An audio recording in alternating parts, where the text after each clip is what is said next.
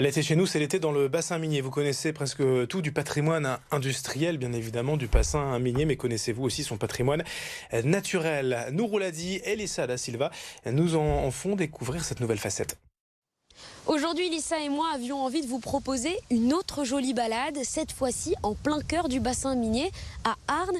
Nous allons vous faire découvrir un espace naturel créé par l'homme qui raconte aussi tout un pan de l'histoire de ce territoire. Bienvenue au lagunage de Arnes, un site assez méconnu et pourtant unique.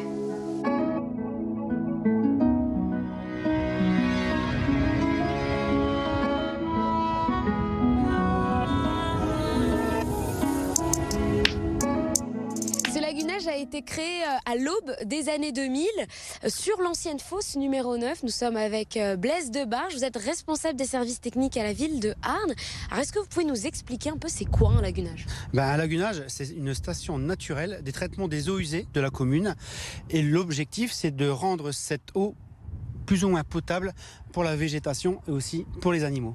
C'est une station d'épuration naturelle, en fait. Tout à fait, c'est bien ça. Et ici, sur ce site, il y a tout un écosystème qui s'est recréé, plus de 200 variétés de plantes, 76 espèces d'oiseaux.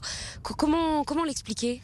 Comment l'expliquer? C'est tout simplement, c'est un endroit qui est vachement calme, qui est vachement paisible, et ça, justement, ça prolifère tout ce qui est variété d'insectes. Donc, ce qui apporte de la biodiversité au niveau des animaux, des oiseaux.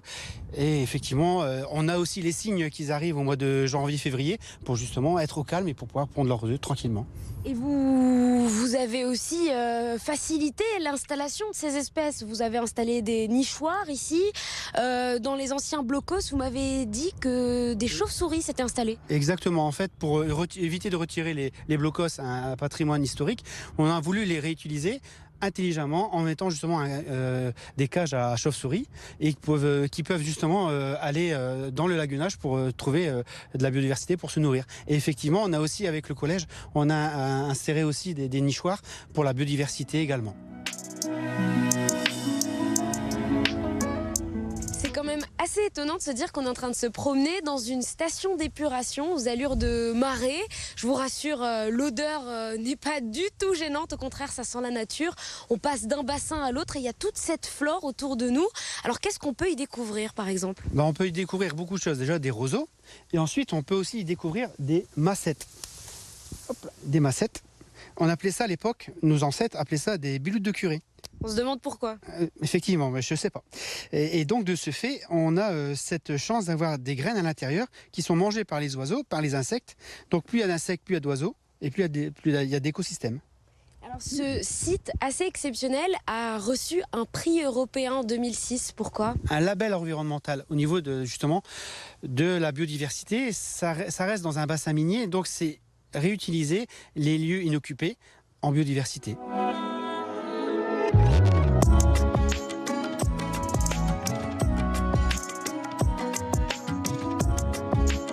Le lagunage est un vrai petit havre de paix, je vous recommande vivement la balade. Et si vous êtes amateur de marche, vous pourrez même ensuite vous enfoncer dans les 34 hectares du bois de Florimont. Lissa et moi avons préféré nous plonger dans le passé de Arnes, alors direction le centre-ville.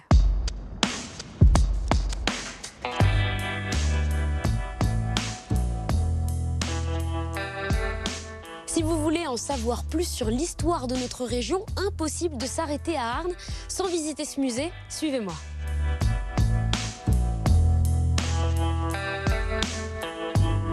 Ce musée a été créé par une équipe de bénévoles passionnés. Il y en a une parmi nous, Josiane Lortio. Vous êtes présidente de l'association des Amis de l'école et de la mine. Pourquoi il était important de créer ce musée à Arnes? Parce que justement, Arnes a un passé minier très important de par l'implantation de ces deux fosses, la fosse 9-17 et la fosse 21-22, ainsi que toutes les infrastructures qui dépendent du charbon. Et ce musée, c'était l'idée d'un mineur lui-même? Voilà, un mineur, même un cadre mineur, un chef pourrion, comme on dit, monsieur André Legrain. Bien sûr, il a été aidé par d'autres mineurs pour faire ce musée magnifique. Et parmi les équipements que monsieur Legrain a récupérés, il y a ces lampes. Oui, ces lampes qui sont toutes sur un banc de chargement, qui fonctionne toujours.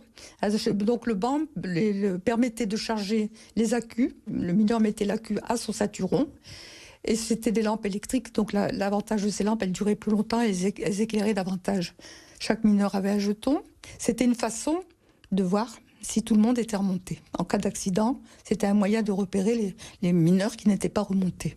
Et ici, vous avez même réussi à reconstituer une galerie et on va y aller? Tout à fait. Je vous y invite. J'espère qu'on va remonter. Il faudra prendre du charbon avant. Il faudra abattre du charbon.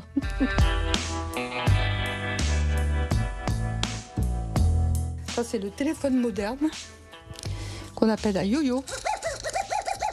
Ça permettait aux mineurs de correspondre entre eux parce qu'au fond de la mine, le moins possible d'électricité parce qu'il y avait le fameux gaz, le grisou.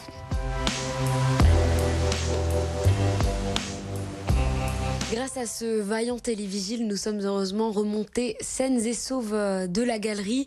Nous avons fait une belle plongée dans le passé. C'est une visite à ne pas manquer. Mais en attendant, je vous dis à demain. À demain pour d'autres aventures peut-être encore plus sportives avec nous, Rouladi et Elissa da Silva. L'été chez nous qui se poursuit, vos prévisions météo, d'autres infos dès le prochain quart d'heure sur BFM Grand Lille et BFM Grand Littoral. À tout de suite.